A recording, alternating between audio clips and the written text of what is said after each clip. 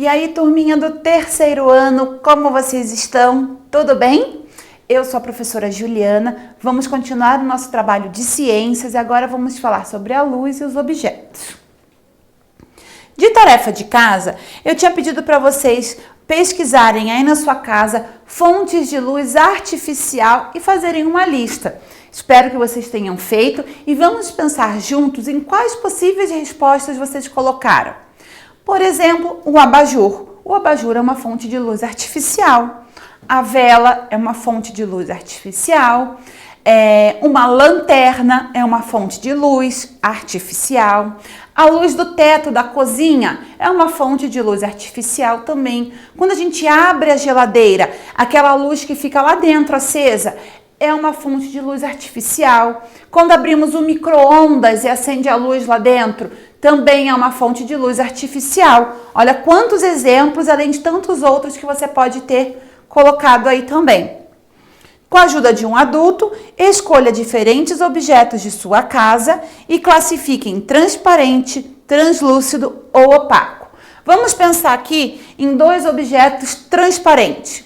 A janela de vidro da sala da sua casa é um objeto de luz transparente, porque a luz passa totalmente por ela. Um outro objeto de luz transparente que pode ser uma porta de vidro que tenha na sua casa, ou aquela parede de vidro que às vezes está separando um ambiente de outro, também é uma fonte de luz transparente, porque o raio de luz passa por lá e ele é refletido totalmente no outro ambiente da casa. Um objeto de luz translúcido, aquele que a gente enxerga meio meio difusa, a imagem fica lá, não tá nítida para mim o que tem do outro lado. Temos lá, por exemplo, uma garrafa de vidro que seja colorida. Quando eu olho por ela ali, eu não enxergo totalmente do outro lado, claramente o que tem lá. Eu posso saber que às vezes é uma pessoa, um animal, um objeto, mas não consigo perceber com detalhes o que está lá do outro lado. E às vezes a luz passa de outra cor também.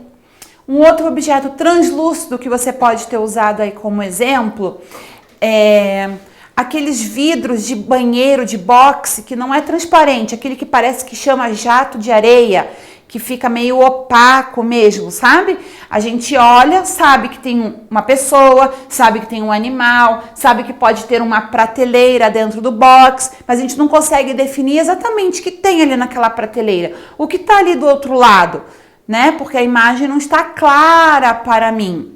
Então, isso é um objeto translúcido. Um objeto opaco é aquele por onde não passa a luz. Então, se eu fechar a porta da minha casa, pela porta não passa nenhuma luz. É um objeto opaco. A porta de madeira da minha casa não permite a passagem de luz. O que mais que pode ser um objeto opaco? A parede da nossa casa não passa luz também. É um objeto opaco. Vamos lá. Quando um objeto opaco é exposto a uma fonte luminosa, é possível observar a projeção de sua sombra em uma superfície, como o chão ou uma parede. Por que isso acontece? Escreva no seu caderno e depois explique a um adulto. Para isso, nós vamos olhar o livro de vocês, do terceiro ano, na página 162, vamos ler a explicação sobre luz e sombra. Quando o objeto opaco é exposto a uma fonte luminosa, é possível observar a projeção de sua sombra em uma superfície, como o chão ou uma parede. Isso acontece porque objetos opacos são obstáculos para a luz, ou seja, a luz não consegue atravessá-los e por isso formam-se as sombras. Você se lembra de como a luz do sol projeta diferentes sombras no objetos? Ao longo de um dia, a Terra gira em torno dela mesma e em torno do sol. Então, ela fica rodando e girando. A cada nova posição da Terra em relação ao Sol, a sombra projetada fica diferente. Então, lá Por que acontece a sombra?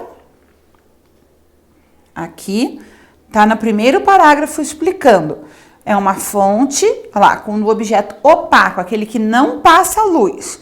É exposto a uma fonte de luz. Então, olha aqui, eu coloquei sobre a luz um objeto opaco. Meu livro é um objeto opaco.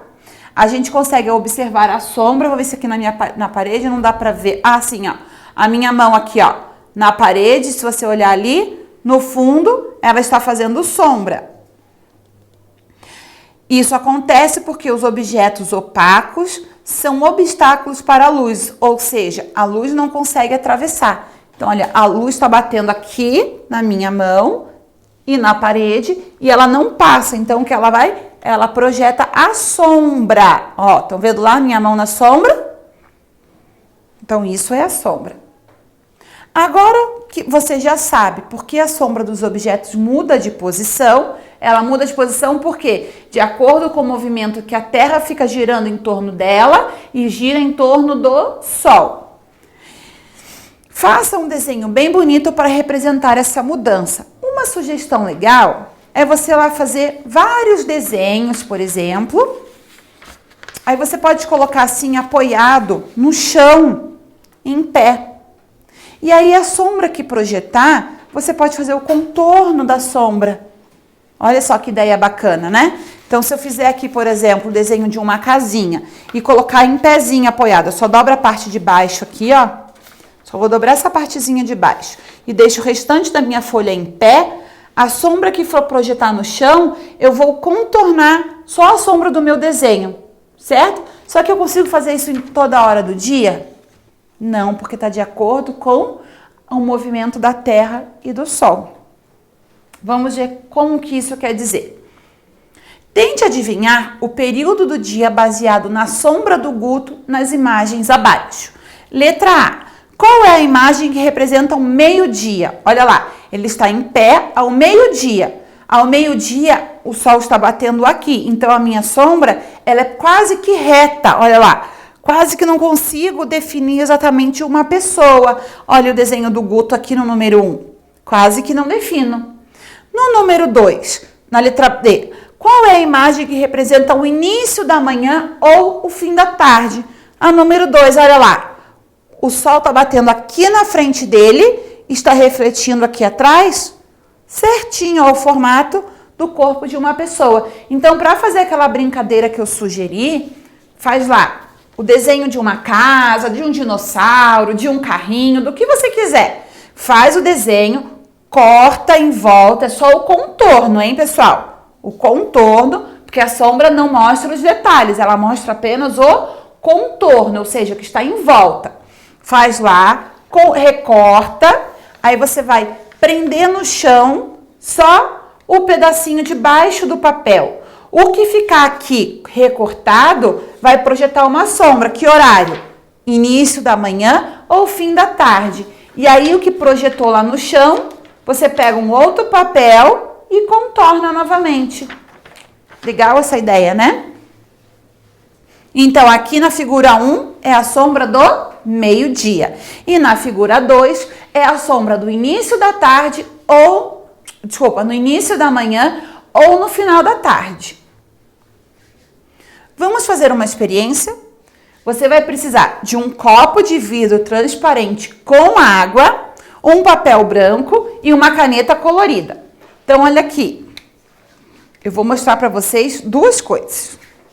Vou recortar aqui o meu pedaço de papel, porque olha aqui, vamos desenhar uma seta colorida no papel branco de tamanho menor que o diâmetro do copo. O que é o diâmetro do copo? É aquele círculo em volta dele. Então, ó, eu fiz um menor aqui, tá? Vou recortar. E eu vou fazer as duas coisas com vocês, as duas atividades. Lembre-se sempre que essa atividade, esse tipo de experiência, vocês vão fazer com um adulto responsável com vocês, ok? Cortei aqui um pedaço do papel. Vou fazer aqui a minha seta colorida. Vou mostrar aqui. Ó. Vou mostrar duas situações para vocês, tá? Ó, fiz aqui a minha seta colorida, dá para ver bem. E eu tenho aqui o meu copo que já está cheio de água.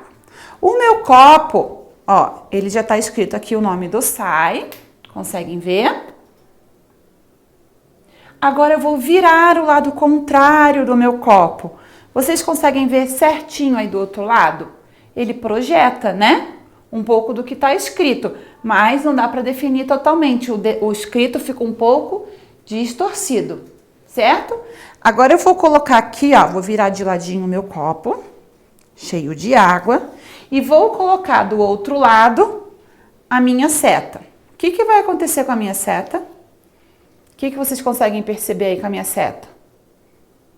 Dá para ver bem aí o que acontece? Ela parece que aumentou de tamanho, não é? Parece que ela foi um pouco maior do que o que ela é. Olha lá. Ó. E a mesma coisa acontece com o nome do SAI aqui, ó. Fica um pouco retorcido porque é um copo, né? Ele é redondo. O nome fica maior do que o que ele é. Ó, parece que é como se fosse uma lente de aumento. Olha aqui do outro lado, a gente consegue ler com tranquilidade, SAI e o símbolo, né? Vou virar o copo, o que acontece com o outro lado? Não consigo ler totalmente, a não ser que eu vá virando assim, porque parece que aumentou a letra. A mesma coisa aconteceu com a seta. Eu fiz e mostrei para vocês aqui um tamanho. Quando eu coloquei do outro lado no copo, o que aconteceu com a seta? Parece que ela ficou bem maior do que o que ela é. Legal, né? Essa experiência. Peça para um adulto responsável ajudar vocês e façam aí também para vocês observarem. Façam outros desenhos que sejam diferentes de uma seta para você testar. Então, para a próxima aula, o que vocês vão fazer? Hoje, antes de dormir, você vai chamar um adulto para brincar com você de teatro de sombras. Vai deixar o quarto bem escuro, vai pegar uma lanterna para projetar a sombra da sua mão na parede e vai tentar imitar diferentes formas. Olha lá, é que aqui não tá dando muito bem para vocês verem, né? Nessa parede. Mas a gente pode brincar lá. Deixa eu ver se aqui no meu papel faz. No papel faz melhor, né? Então, olha aqui, ó. Imitando um animal comendo. Aí, ó. Pronto, consegui. Vejam lá. Consigo imitar. Se eu quiser fazer como se fosse um pássaro voando, deixa eu ver aqui se faz. Ó. Viu a minha sombra lá? Da mão. Em casa vocês vão criar e dá para fazer melhor com o quarto bem escuro e só a lanterna, porque aqui eu estou num ambiente que tem muitas luzes acesas. Então, no seu quarto, você vai estar num ambiente bem escuro e só a lanterna. Agora que você já sabe o que é refração e reflexão dos raios luminosos, você vai registrar aí no seu caderno cada um desses fenômenos. Escreve aí, o que é refração? O que é reflexão? O significado, nós já vamos corrigir essa atividade logo numa próxima aula. Feito, galerinha? Vejo vocês em breve numa próxima aula. Tchau, tchau.